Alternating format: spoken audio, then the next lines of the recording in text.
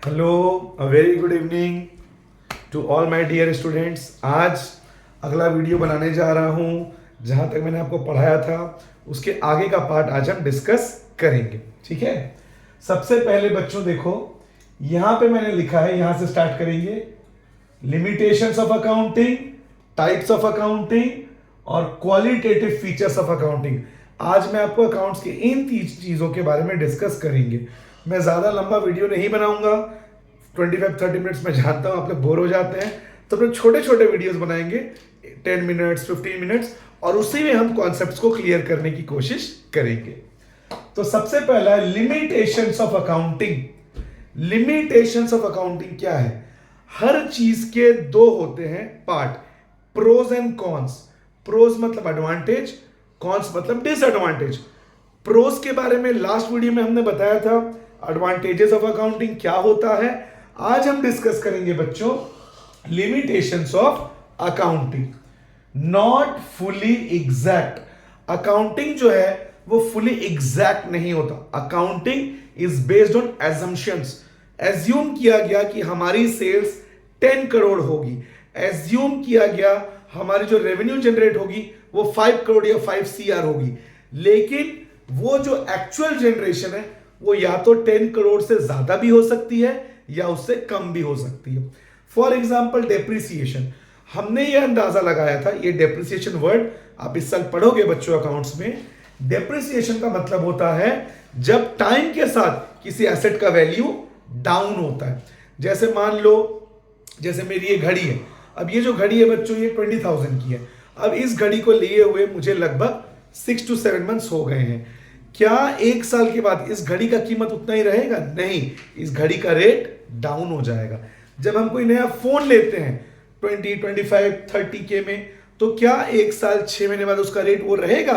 उसका rate down हो जाएगा। इसको हम कहते हैं डेप्रिसिएशन। अकाउंट्स में इसका बहुत यूज होगा जो आप आने वाले लेसन्स में पढ़ेंगे। अब किसी कंपनी ने यह अंदाजा लगाया उसकी मशीन 10 साल चलेगी। अब या तो वो मशीन 10 साल से पहले ही ब्रेक डाउन हो गई या 10 साल से बाद भी चल गई। तो accounts is not fully exact. एक और छोटा एग्जांपल लेते हैं बच्चों।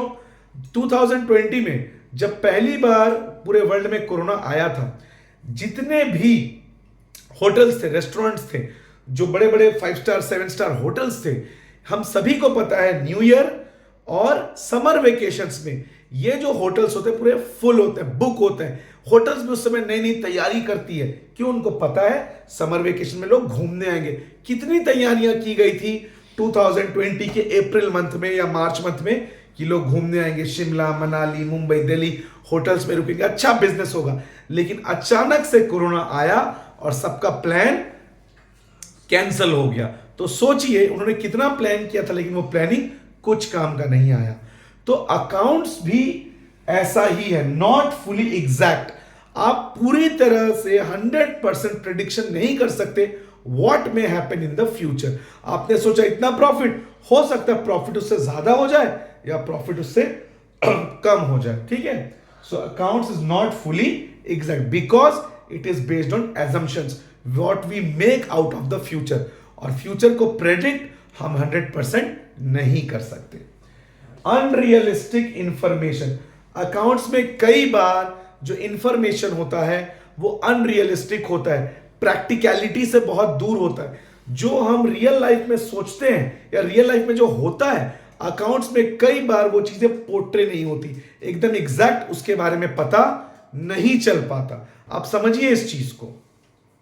Third, ignores qualitative aspect. Qualitative aspect का मतलब human bonds, relations, love, feelings, loyalty, इन चीजों का अकाउंट्स में वैल्यू बिल्कुल जीरो है, बिकॉज इसको मनी में मेजर नहीं किया जा सकता। और बच्चों मैंने आपको बताया था अकाउंट्स में उसी की वैल्यू होती है जिसको मनी में मेजर किया जा सकता है। मैं आपको एक रिसेंट एग्जांपल देता हूं।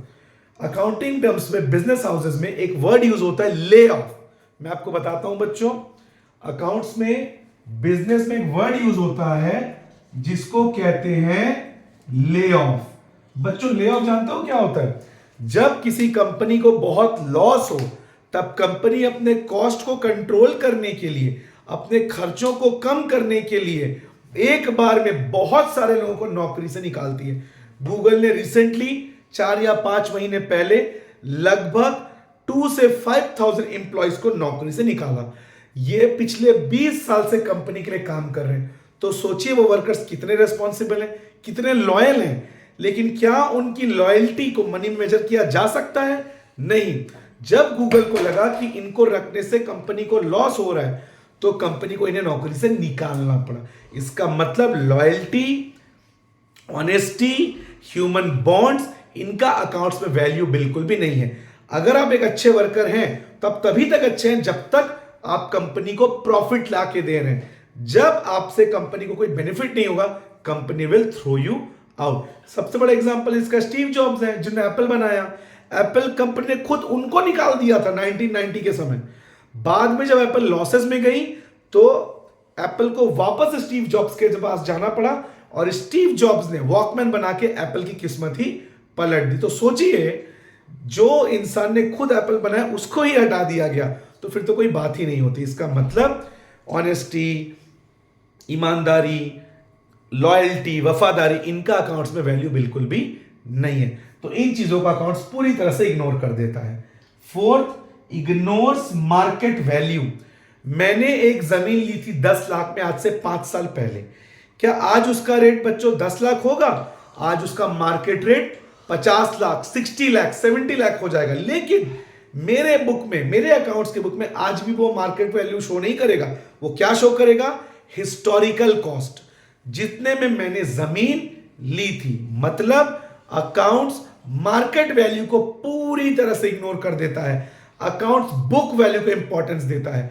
आपने अगर कोई जमीन 10 लाख में ली थी, 10 साल बाद भी आपके बुक में वो कितना शो करेगा? 10 लाख, जबकि उसका मार्केट वैल्यू करोड़ों में होगा। लेकिन आपके बुक में वो कितना शो करेगा? 10 lakh.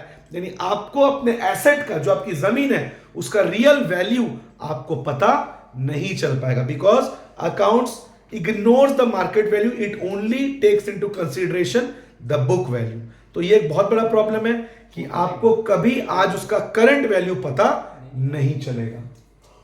Window dressing, concealing the vital facts, अपने इंपॉर्टेंट चीजों को छुपा लेना। अब सोचिए, मेरे को बैंक से लोन लेना है 5 करोड़ का अपने बिजनेस को बढ़ाने के लिए, तो मेरे को अपने प्रॉफिट्स को मैनिपुलेट करके बढ़ा चढ़ा के दिखाना पड़ेगा। मेरा प्रॉफिट हुआ 5 लाख, लेकिन मैं बैंक को जाके दिखाऊंगा 50 लाख, ताकि बैंक मेरे को ज्यादा प्रॉफिट देखकर मुझे आसानी से लोन पास कर दे। इसको कहते हैं विंडो ड्रेसिंग, अपनी रियल फैक्ट्स को छुपा लेना और फैक्ट्स को मैनिपुलेट करके लोगों को इस वे में दिखाना कि आपका काम निकल जाए। मैं वर्कर्स को प्रॉफिट और कम बताऊंगा, मैंने कमाया 5 लाख, वर्कर को बताऊंगा 2 लाख, ताकि मुझे वर्कर को बोनस देना ना पड़े। मैंने कमाया 5 लाख, मैं गवर्नमेंट को बताऊंगा मैंने कमाया 1 लाख, ताकि मुझे गवर्नमेंट को टैक्स देना ना पड़े। इसको कहते हैं window dressing, concealing the vital facts about your accounts and manipulating them according to your convenience so that real information is concealed। तो ये बच्चों कुछ लिमिटेशंस है अकाउंटिंग के, जो आपके फॉल्ट्स में आते हैं, अकाउंटिंग का disadvantage. Types of accounting, accounting के क्या क्या टाइप्स हैं? Number 1, financial accounting. Financial accounting क्या होता है? अकाउंट्स का मोस्ट इंपॉर्टेंट ब्रांच, जो आपके सेल्स, आपके एक्सपेंस, आपका रेवेन्यू, आपका टर्नओवर, आपके डेटर, आपके क्रेडिटर, आपका प्रॉफिट, आपका लॉस, सबके बारे में बताएगा। फाइनेंशियल अकाउंटिंग, एक साल में आपने कितना प्रॉफिट कमाया, एक साल में कितना लॉस हुआ, कितने एक्सपेंस हुए, कितने खर्चे हुए, कितना सेल्स हुआ, कितने का माल बिका, कितना कैश इन आया, कितना कैश अंदर आया, कितना कैश बाहर गया। इसके अलावा क्रेडिटर, कहां कहां आपको उधार में पेमेंट करना है, कहां कहां डेटर, कहां कहां से आपको पैसे लेने हैं। All the intricate details of your accounts, everything A to Z comes under financial accounting. ठीक है, आपको अपने बिजनेस का पूरा कंप्लीट नॉलेज फाइनेंशियल अकाउंटिंग में मिलेगा। Finance means money and finance is the soul of business, business की आत्मा होती है। तो financial account tells you everything about accounts and business. Number 2, cost accounting. Cost accounting क्या होता है? कॉस्ट अकाउंटिंग आपके कॉस्ट को कम करने में हेल्प करता है। Cost accounting tells you how to lower the cost so that profit goes up. अब मान लीजिए आपका एक्सपेंस है 10 लाख, आप कमा रहे हैं 25 लाख, आपका प्रॉफिट कितना हुआ 15 लाख। अब मैनेजमेंट ये कोशिश करेगी कैसे अपने एक्सपेंसेस को 10 लाख से कम किया जाए ताकि आपका प्रॉफिट बढ़े, बिकॉज खर्चे जितने कम होंगे प्रॉफिट उतना ज्यादा होगा। पर यहां पे हमें एक बात ध्यान में रखना होगा, क्वालिटी से कॉम्प्रोमाइज नहीं करना है। अगर हमने प्रोडक्ट की क्वालिटी को खराब कर दिया कम खर्चे के लिए तो फिर हमारा बिजनेस डाउन हो जाएगा। एग्जाम्पल, मेरी चाय की बिजनेस बहुत अच्छी चल रही है, मैं एकदम प्योर क्वालिटी के मिल्क से कस्टमर को चाय बना के दे रहा हूं। अब मेरे मिल्क का जो एक्सपेंस है वो बहुत ज्यादा है, तो क्या मैं अपने खर्चे को बचाने के लिए मैं सस्ती क्वालिटी के मिल्क से चाय बनाऊं? नहीं, इससे मेरी क्वालिटी खराब होगी और मेरा सेल्स नहीं होगा। हाँ, मैंने ये नोटिस किया कि मैं मिल्क लेने के लिए मैं जितनी दूर जा रहा हूं गाड़ी में जाने की वजह से मेरा 2 से 3 हजार का पेट्रोल मंथ में खर्च हो रहा है। तो मैंने डिसाइड किया कि मैं साइकिल में दूध लेने जाऊंगा, जिससे पेट्रोल का खर्चा भी बचेगा और मेरा हेल्थ भी अच्छा रहेगा। इससे मैंने 3000 का एक्सपेंस अपना डाउन कर दिया। तो जैसे मैंने बताया कि लोगों को खाना भी अच्छा मिलेगा और कम खर्चे में लोगों को कूलर का मजा भी मिलेगा। लेकिन कंपनी ने अपने कॉस्ट को कम कर लिया, 12,000 से सीधा 4,000 8,000 की बचत, तो प्रॉफिट ऑटोमेटिकली बढ़ जाएगा। तो कॉस्ट अकाउंटिंग सिखाता है कि अपने खर्चों को कैसे कम करें बट क्वालिटी से कॉम्प्रोमाइज ना करें। मैनेजमेंट अकाउंटिंग, ये मैनेजमेंट के लिए होता है, ओनरशिप के लिए होता है, यानी ओनर्स के लिए। मैनेजमेंट अकाउंटिंग ओनर्स को यह बताता है कि बिजनेस को कैसे संभालना है, डिसीजन लेना है। अब वो अकाउंट्स आया, पता चला कि इतने का सेल्स हो रहा है, तो मैनेजमेंट उसको देख के डिसाइड करता है कि क्या मुझे इसमें कोई नया फीचर डालना है, ये अच्छा सेल्स हो रहा है, क्या मैं इसमें कुछ और ऐड कर सकता हूं, या अगर सेल्स नहीं है क्या मैं इस प्रोडक्ट को बंद कर दूं या इस प्रोडक्ट को रीवैम्प करके नए पैकेज के साथ दोबारा मार्केट में लाऊं। तो मैनेजमेंट अकाउंटिंग में देखता है ओनर कितना सेल्स हो रहा है, कितना प्रॉफिट्स हो रहे हैं, उसको देखकर मैनेजमेंट ये डिसाइड करता है कि फ्यूचर में अगले साल उसे बिजनेस में क्या करना है। जैसे एक रेस्टोरेंट बिजनेस ने देखा पनीर का एक पर्टिकुलर डिश बहुत बढ़िया सेल हो रहा है, तो उन्होंने उसको और इनहेंस किया, उसमें और टेस्ट बढ़ाया और उसके सेल्स में और इंक्रीज हुई। उन्होंने देखा कि एक पर्टिकुलर डिश नहीं बिक रहा है, तो उस डिश को उन्होंने बंद कर दिया। तो ये सारी चीजें किसमें आएगी? मैनेजमेंट अकाउंटिंग, जो ओनर्स को अपने बिजनेस के लिए डिसीजन लेने में हेल्प करती है। ठीक है। Qualitative features of accounting. पहला क्वालिटेटिव फीचर, क्वालिटेटिव मतलब ये अकाउंट्स के वो फीचर्स हैं जो मनी से रिलेटेड नहीं है लेकिन इनका भी बहुत इंपॉर्टेंस है। ठीक है। जैसे रिलायबिलिटी, इसको समझते हैं। जैसे एक मूवी है, उसने 100 करोड़ कमा लिया, लेकिन क्या मूवी की क्वालिटी अच्छी थी? मतलब क्या मूवी के गाने, मूवी की स्टोरी कास्ट, मूवी की स्टार कास्ट, मूवी की स्टोरी क्या ये अच्छी थी? म्यूजिक अच्छा था? जैसे आप जानते हैं सलमान खान की मूवीज बेसिर पैर की होती हैं, मूवी कमा लेती है करोड़ों, पर क्या उसकी क्वालिटी अच्छी होती है? नहीं। वही साउथ की मूवीज कमाती भी बढ़िया है और उनकी क्वालिटी भी, उनका म्यूजिक, उनका स्टोरी, उनका स्टोरी टेलिंग, सब कुछ बहुत अच्छा होता है। तो क्वालिटी का मतलब है अकाउंट्स के वो फीचर्स जो अकाउंट्स को एक आर्टिस्टिक वे में, ब्यूटीफुल वे में शो करते हैं। जैसे टी20 में लोग उल जुलूल आलतू फालतू शॉट मार के रन बना लेते हैं, पर क्या वो अच्छी क्वालिटी है? नहीं। आप सचिन की बैटिंग देखिए, शॉट कितना बढ़िया लगता है, मतलब रन भी हो रहे हैं और शॉट की क्वालिटी भी अच्छी हो रही है। ठीक उसी तरह अकाउंट्स की क्वालिटी का मतलब वो प्रॉपर्टीज जो अकाउंट्स को ब्यूटीफुल बनाती हैं, जो अकाउंट्स को मनी से नहीं उसके ब्यूटी से जज करती है। पहला, रिलायबल। अकाउंट्स का जो इंफॉर्मेशन है वो रिलायबल होना चाहिए, विश्वास के लायक होना चाहिए। ऐसा इंफॉर्मेशन नहीं जो विश्वास के लायक ना हो। आप चोर को कह रहे हो घर की चौकीदारी करो, क्या वो चौकीदारी कर पाएगा? तो चोरी कर लेगा। तो अकाउंट्स का इंफॉर्मेशन एक ऐसे अकाउंटेंट से आए जो विश्वास के लायक हो, जिसके अकाउंट्स पे आप ट्रस्ट कर सको कि हाँ ये ट्रस्ट वर्दी आदमी है जिसको अकाउंट्स का नॉलेज है, ताकि उसके इंफॉर्मेशन पे आपको किसी प्रकार का डाउट ना हो। रिलेवेंट मतलब आपके यूज के लायक हो। आप अभी 2023 में हैं, आपको अकाउंट्स के अभी के रूल्स काम आएंगे? आपको 300 साल पहले का अकाउंट्स का रूल्स दिया जा रहा है, क्या वो रिलेवेंट है? नहीं। रेलेवेंट मतलब क्या वो आज के समय में आपके काम आएगा। 2017 में जीएसटी आया, 2016 में डीमोनेटाइजेशन हुआ, तो उसके बाद अकाउंट्स के जो रूल्स हैं वो चेंज हो गए हैं। तो उस समय का रूल क्या अभी आपके काम आएगा? नहीं। रिलेवेंट का मतलब क्या वो आज के समय में आपके काम आएगा। जैसे 1990 में जैसी मूवीज बनती थी, क्या वैसी मूवीज आज बनने से हिट होंगी? आज का जो यूथ है वो 1990 के यूथ से अलग है। उस यूथ को जो पसंद आता था आज के यूथ को पसंद नहीं आएगा। हम लोग 90s के बच्चे हैं। 90s में हमारे लिए रिमोट वाली कार सबसे फेवरेट होती थी। बच्चों को बोल देंगे रिमोट कार देंगे, बच्चे जी जान ला के पढ़ेंगे। आज आप सोचिए, आप 5-6 के बच्चों को बोल सकते रिमोट वाली कार देंगे पढ़िए, उनको चाहिए लेटेस्ट फोन, गैजेट, गाड़ियां।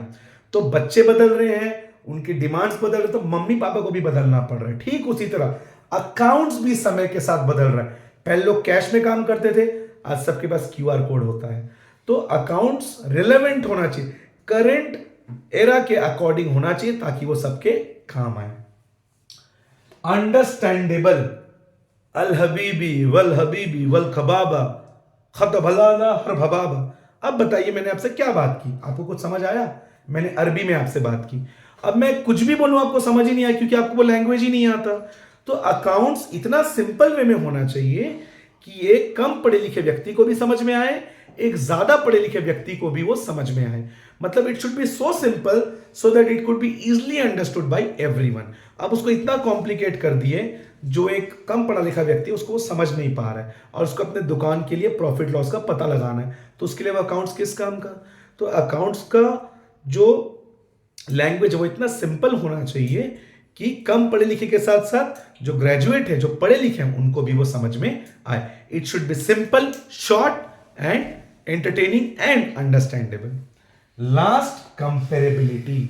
कंपेरेबिलिटी मतलब कंपैरिजन, ये कंपेयर के लायक होना चाहिए। मतलब आप अकाउंट्स के इंफॉर्मेशन से अपने प्रॉफिट्स को चेक करोगे और आप दूसरी कंपनी से खुद के परफॉर्मेंस को कंपेयर करोगे कि दूसरी कंपनी 40 लाख कमा रही है, आपकी कंपनी कितना कमा रही है। दूसरी कंपनी 50 करोड़ कमा रही है, आपकी कंपनी कितना कमा रही है। तो जब आप अपने परफॉर्मेंस को दूसरी कंपनी के परफॉर्मेंस से कंपेयर करते हो, उसको कहते हैं इंटर कंपैरिजन। क्या कहते हैं? इंटर। और इंट्रा, आप अपने परफॉर्मेंस से पिछले साल के अपने परफॉर्मेंस को कंपेयर कर रहे हो। जैसे आपने 2023 में 2 करोड़ का सेल्स किया, आपने 2022 में कितने का सेल्स किया था? 1 करोड़। मतलब आपकी कंपनी ने पिछले साल के मुकाबले इस साल 2 करोड़ का एक्स्ट्रा प्रॉफिट या रेवेन्यू जनरेट किया। इसको कहते हैं इंट्रा कंपैरिजन, जब आप खुद के परफॉर्मेंस को पिछले साल से कंपेयर करते हो। जैसे आपने 9 में लाया 80%, 10th में आपने लाया 82%, मतलब आपने 2% बढ़िया परफॉर्म किया। यह है क्या? Intra comparison. इंटर, आपने 82 लाया, आपके दोस्त ने 72 लाया, इंटर कंपैरिजन। तो जब रिलायंस अपने परफॉर्मेंस को सैमसंग से कंपेयर करेगा, that will be known as inter comparison. जब रिलायंस अपने करंट ईयर के परफॉर्मेंस को लास्ट ईयर के परफॉर्मेंस से कंपेयर करेगा, that will be known as intra comparison. तो आई होप बच्चों आपको ये टॉपिक समझ में आए हो। आज के लिए इतना ही। Good night, thank you.